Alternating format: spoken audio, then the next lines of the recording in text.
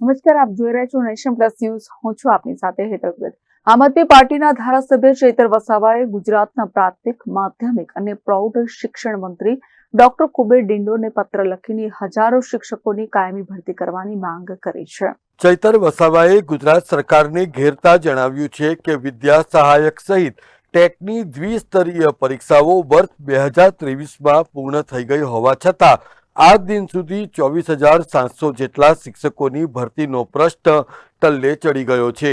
વારંવારની લેખિત રજૂઆતો બાદ પણ ડોક્ટર કુબેર ડિંડોર અને એમના મંત્રાલયનું પાણી હાલતું નથી એ અત્યંત દુઃખદ હોવાનું ચૈતર વસાવાએ જણાવ્યું હતું. અત્રે ઉલ્લેખનીય છે કે તારીખ 16મી જાન્યુઆરી 2025ના રોજ કેબિનેટ મંત્રી ડોક્ટર કુબેર ડિંડોરે આ શિક્ષકોની ભરતી ધોરણ 1થી 12માં માત્ર 1 મહિનાની અંદર જ પારદર્શક પદ્ધતિથી સંપન્ન કરીને તમામને નિમણૂક પત્રો પણ આપી દેવાશે એવી જાહેરાત કરી હતી. જો કે આજે પણ ભરતીના નામે મીંડું છે તો સરકારમાં ડોક્ટર કુબેર ડિંડોરનું કશું ઉપજે છે કે કેમ એવો પણ સોસરો સવાલ ચૈતર વસાવાએ કર્યો છે. અત્રે ઉલ્લેખનીય છે કે છેલ્લા કેટલાય સમયથી શિક્ષકોની ઘટને કાયમી પૂરી કરીને વિદ્યાર્થીઓના ભવિષ્યને ઉજ્જવળ બનાવવા માટેની દિશામાં કામ થવું જોઈએ, પરંતુ કમનસીબે ગુજરાત સરકારમાં એ નહીં થતું હોવાને લીધે ઘણી વિષમ સ્થિતિ સર્જાઈ રહી હોવાનો પણ આક્ષેપ ચૈતર વસાવાએ કર્યો હતો. ટેટ પાસ ઉમેદવારો દ્વારા શાંતિપૂર્ણ રીતે પોતાની માંગણીઓને લઈને પ્રદર્શન કરી રહ્યા હતા, ત્યારે ગુજરાત પોલીસ દ્વારા બળ પ્રયોગ કરીને એમને ત્યાંથી બળજબરીપૂર્વક જે વર્તન વ્યવહાર એમની સાથે થયું છે, જેની અમે સખત શબ્દોમાં નિંદા કરીએ છીએ.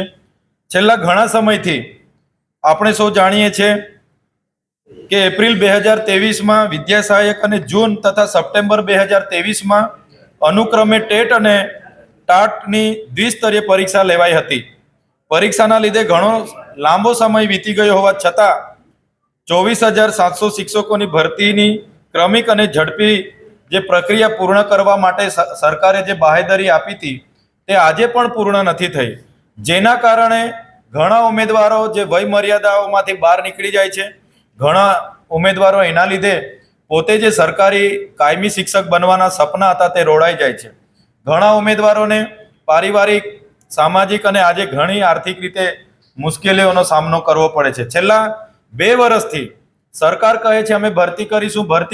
ગયા બજેટમાં પણ એમણે કીધું હતું કે અમે 24,700 શિક્ષકોની ભરતી કરીશું. આ વખતના બજેટમાં પણ કીધું છે અમે 24,700 શિક્ષકોની ભરતી કરીશું, પણ કોઈ પણ જાતની પ્રક્રિયા આજ દિન સુધી કરવામાં નથી આવી. મને યાદ છે ત્યાં સુધી 16/1/2025 ના રોજ શિક્ષણ મંત્રીએ જાહેર મંચ પરથી જાહેરાત કરી હતી કે 1 મહિનાની અંદર જ અમે 24,700 શિક્ષકોની ભરતી કરવા જઈ રહ્યા છે, જેને પણ આજે 40 દિવસ થયા પણ એક પણ શિક્ષકની ભરતી નથી થઈ, જેના લીધે આજે ટેટ પાસના ઉમેદવારો ગાંધીનગર ખાતે પ્રદર્શન કરી રહ્યા હતા અને સરકારના ઇશારે જે પોલીસે બળ પ્રયોગ કર્યો છે જેની અમે નિંદા કરીએ છીએ. જે પ્રકારે આપણે ભણશે ગુજરાત, આગળ વધશે ગુજરાતની વાતો કરીએ છીએ, વિશ્વગુરુ બનવાની વાતો કરીએ છીએ, પણ ગ્રાઉન્ડ પર જે સરકારી શાળાઓ છે આજે દરેક શાળાઓમાં શિક્ષકોની ખૂબ મોટા પ્રમાણમાં ઘટ છે. આદિવાસી વિસ્તારો હોય કે મારો પોતાના જિલ્લો, મારા જિલ્લામાં 93 શાળાઓ એક શિક્ષકથી ચાલે છે. દાહોદમાં 108 શાળાઓ એક શિક્ષકથી ચાલે છે. છોટાઉદેપુરમાં 100 થી વધારે શાળાઓ એક શિક્ષકથી ચાલે છે. અનેક વખત અમે શિક્ષકોની માંગણી કરતા હોય અને શિક્ષણ જેવી ગંભીર બાબતમાં સરકાર ગંભીર ના હોય, એટલા માટે અમારે અવારનવાર રજૂઆત કરવી પડે છે. અમારી સરકાર પર એક જ માંગણી અને એક જ રજૂઆત છે. સરકાર ચાલુ ઉનાળા વેકેશન પહેલા 24,700 શિક્ષકોની ભરતીની પ્રક્રિયા તબક્કાવાર પૂરી કરીને તમામ વિસ્તારોમાં કાયમી શિક્ષકો મૂકે એ જ અમારી માંગ છે. Bureau report, Nation Plus News, Gandhinagar. સમાચારોના સતત અપડેટ મેળવવા માટે અમારી નેશન પ્લસ ન્યૂઝની યુટ્યુબ ચેનલને સબસ્ક્રાઇબ કરો, બેલ આઇકન દબાવો અને જોડાયેલા રહો ફેસબુક, ઇન્સ્ટાગ્રામ અને ટ્વિટર પર.